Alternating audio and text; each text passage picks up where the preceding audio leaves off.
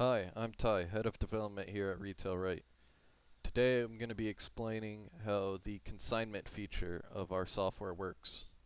So first of all, I'm going to go into our settings and go to consignors. I have one here from my preferences video.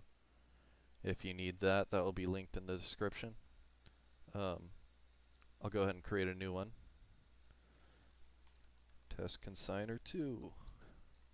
And I'm just going to throw the same fee percentage on there because it's easy to make an example of.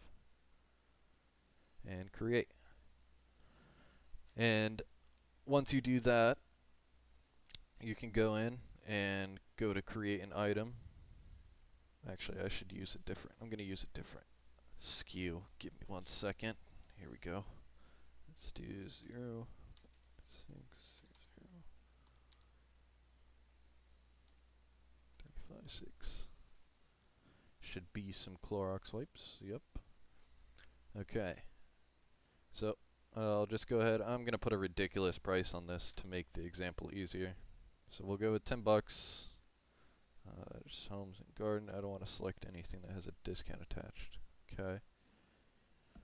And then you'll see this little button you can click here. Item for consignment. And once you do that, you'll pop up some new required fields. So we'll use our test consignor 2. And you'll see that consignment fee. This is the amount that you as the owner are going to receive. So say you're selling you're selling test consignor 2's Clorox wipes for 10 bucks and you'll keep $1 of it. And that's auto generated off that percentage we put in there. And of course you can set it to whatever if you need to.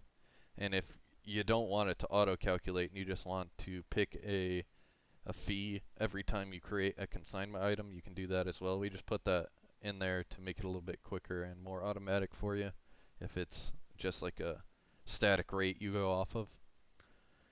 But once you do that, all you have to do is finish up with some quantity and save, and you're good to go. So let's show that in, let me go ahead and make a sale with this real quick. I'm just going to quickly run through the POS system. There's videos on how to use this. But so here, when you're scanning in a consignment item, you'll see this little label pop up here. And then just go ahead and check this out. Start a new order. And then if you go to your reports and consignment, and this is also a tab that only shows up once you have once you have an existing consignor. If you have 0 consignors in your system, all this consignment stuff is just hidden away.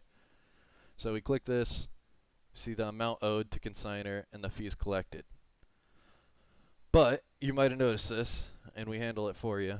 If we go to our daily sales for today, we have 1075. But notice 75 cents of that is in tax.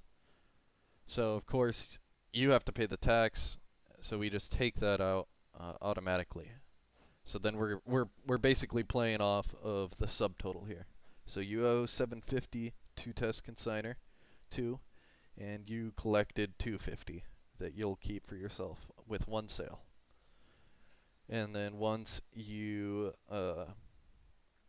ready, or once you've paid them out physically, you can come in here and mark that you've paid them. And this resets all our tracking. And there you go. Currently no outstanding consignment balances. And you go to your invoices, and you can see it again here. And that is basically the whole consignment system. We do have more reports on the way for this, but this is what we have now. It's just like a bare bones, easy to use, minimal features.